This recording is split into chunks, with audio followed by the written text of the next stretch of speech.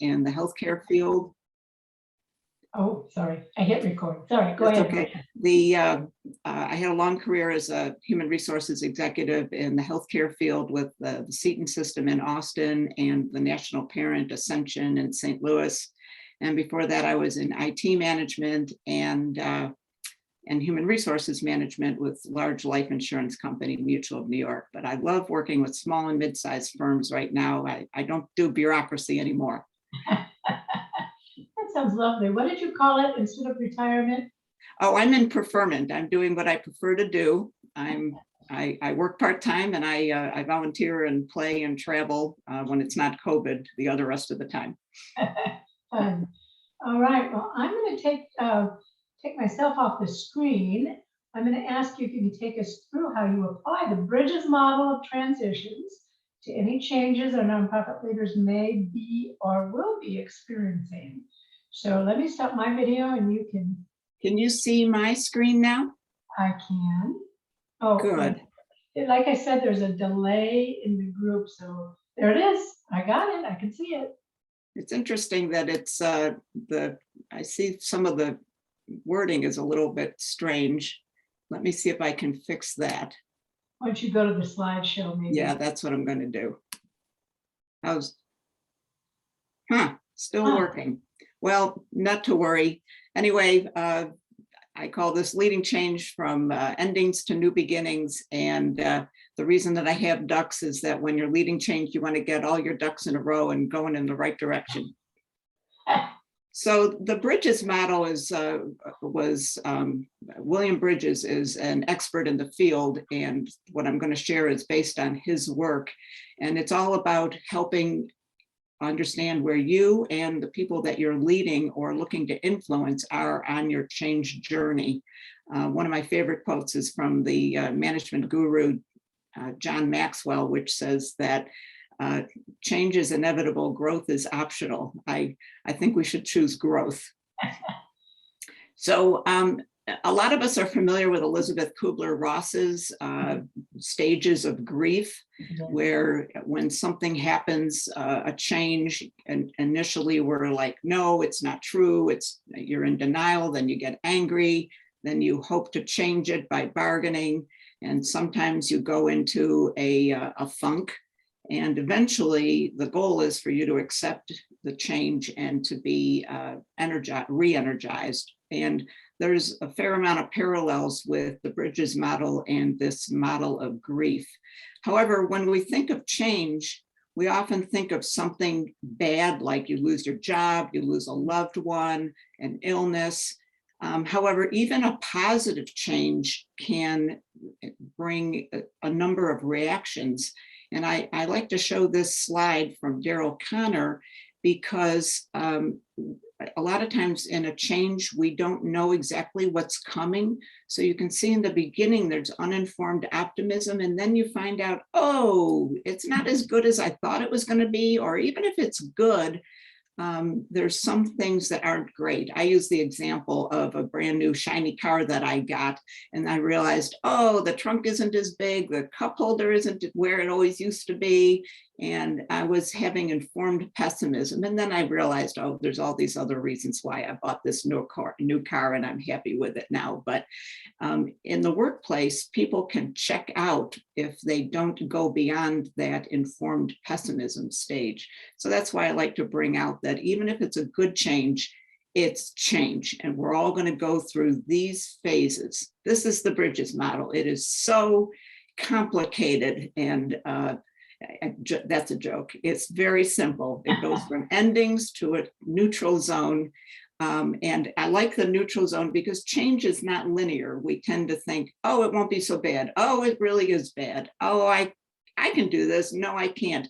So when we're experiencing a change, there's that period of uncertainty, which he calls the neutral zone, and involves a fair amount of chaos. And with the right leadership and attitudes and tools, we can get to new beginnings. So let me take just a little deeper dive into this. So the ending stage, I put in the first column there, the parallels with the Kubler-Ross model of denial and anger and shock. So how do you know that you're in an ending, or the people that you're looking to lead and through change are in an ending? You'll see things like people not adopting the change. They continue to work the way that they've always been working. Maybe the quantity and quality of work declines because people aren't sure what they're supposed to do. You'll definitely see more rumors and gossip. People might be saying things, just sit tight, this won't last. The last change was flavor of the month. It won't change. It won't work here. We tried it before. These are the things that you hear when people are in endings. And what I want to do in the brief time that we have available is to share the characteristics of each of those three phases: endings, neutral zone, and new beginnings, and then focus on what are some leadership behaviors that those of us as nonprofit leaders can use to move people through the change. You don't want to skip a stage, but you do want to move through it. So the second phase of the change curve is that neutral zone that I mentioned. And this is a whole stew of different reactions, everything from anger and fear to cynicism, skepticism, to some creativity and maybe some hope. And even the early adopters will start to be impatient with the people who aren't getting with the program. So what will you see? You might see people, you'll definitely see more rumor mill again. And when we're in person, it's informal hallway meetings, a lot of meetings at the coffee pot.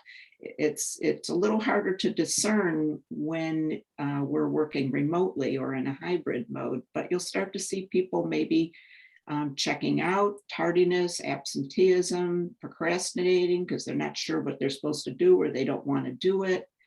What will you hear? You'll hear, I don't know what I'm doing. What does this mean for me? Who's in charge and do they know what they're doing?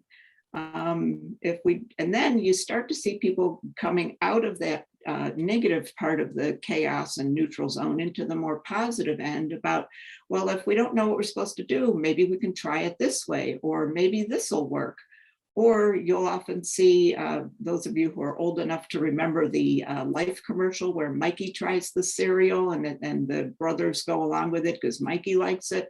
You might see your early adopters starting to go, let's get with the program. I think this might work. The old way wasn't so great either. So the last phase is the new beginnings. Yay! Where you start to see more positive energy, more enthusiasm. You'll still see some frustration because people are doing things in a new way or doing new things, but you will start to see the tipping point of more people being willing to try it the new way. They'll be forming new relationships because maybe they're working with different people or they're working with the same people in a different way. And you'll see more of that impatience that I mentioned before with the people who are resisting the change or trying to undermine the change. And you'll hear, let's get going. This will be exciting. I can see ways that we can make this better, or this is better. So those are some of the things that you'll see in the new beginnings. The key is for you as a leader to check in with, where are you on the change curve? Leaders typically know about the change in advance or have decided what the change is going to be. So typically leaders are over in the new beginning stage when their team is back in endings or chaos. And it's really important for leaders to show that empathy that people need to move out of endings into the neutral zone and eventually to new beginnings. So it's important for leaders to look at, where are they on the change curve, and to discern, where is the team. When I run workshops, one of the things I like to do is put up the curve on a flip chart and give people dots and have the leader leave the room and people put a dot where they are on the change curve, because sometimes the leader has no clue where people are. And we all know you have to start where people are. So special challenges for leaders are to balance that empathy with, I know this is hard, with we got to get going on this, and to support people through the change. So this is my last slide, and it is a summary of what I think are some of the leadership behaviors that we as leaders can do to help people move through the change. And that is, for example, be empathetic, mark the ending, don't sugarcoat what's going to happen. People are very smart. They will figure out that you're trying to only tell them the positive aspects of the change. Tell them the negative aspects too. Share a lot of information, celebrate small steps along the way. Look for ways to empower people to take responsibility for the change and challenge them to take action on it. And then, of course, in new beginnings, celebrate the successes, build new alliances, and negotiate roles. This is my favorite slide. I hope you find it useful. One of the themes through all three stages of change is communicate, communicate, communicate. So I'm going to stop showing slides, and so we can see Nancy's lovely face. Okay, I'll turn myself back on. It's much more fun to talk to you, Nancy, than to talk to my slides. I hope that little review of the Bridges model was helpful, because we can't ignore the emotions that people are going through with change. Leaders tend to want to, they've already dealt with their emotional reactions to the change when it's time for them to lead people. And it's easy to forget that they have to go through that journey too. You can help them, but they have to go through the journey. I had to laugh when you called it the stew of feelings, that part, the chaos part. I could not stop myself from thinking how applicable this is to my personal life. The stew of feelings. Yeah, this is really appropriate for all of life. We're always going to be having change. What's the cliche? If you're not changing, you're dying.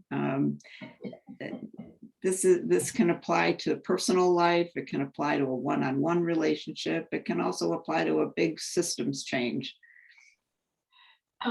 So I think you mentioned this, but is it appropriate when if you're a nonprofit leader and you have to implement some change, there's likely to be resistance, is it okay to even start the process with showing them probably what's going to happen by using that graphic of the endings and chaos and beginnings? Is it appropriate to show them what's likely? I don't know that there's any harm in showing it to them. I think it's more important to show that empathy of realizing that I realize this is a change. Mark the ending and say, I realize that, a way that you've been used to doing something, you're not going to be doing it anymore. And it's going to be, we're all going to muddle through a little bit, and I want to support you in that. So what questions do you have? What concerns do you have? What training do you need? I think it's more important to do that than necessarily show this curve. There's no problem with it, but it's more important to work through it than to show the curve. I particularly like that challenge about the balance between the urgency and what was the other part of that? Well, to show the support and empathy, yes, along with the urgency to move forward. Real quickly, I was doing a workshop for a leader who came in to take over a department of long tenured people, and she had all these great ideas, and she knew they couldn't continue to operate the way that they had, but she was getting a lot of resistance. So we did a simple exercise of people naming what they were going to miss about the old way. And it was incredibly cathartic for people to at least have their leader hear, this is what we're going to miss about the old way. And it was almost like holding a bonfire for the old manual.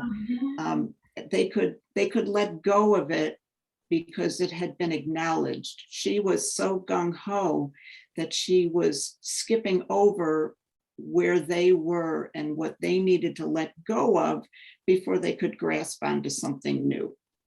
You know, we learned that in mediation, and I know we're right at our end here, but in mediation, when you're first learning to mediate, there's a sense of urgency, and boy, these people aren't going to get this resolved if we don't move it forward. And what ends up happening is your own resistance as a leader.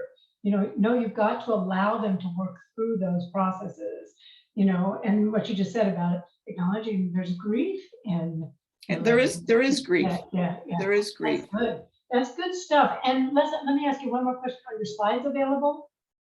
Oh, sure. I'm happy to share these slides. Okay. This is good. All right. Well, we do have to end. We're actually 2 minutes past our time. It goes so fast every week. I'd like to ask folks to join us next Tuesday for my guest, Jamie Paris.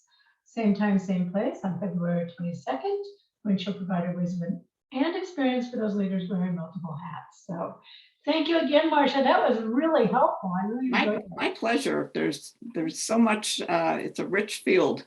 Yes, there is. It is. Thank you. See y'all next week. Thank you. Bye.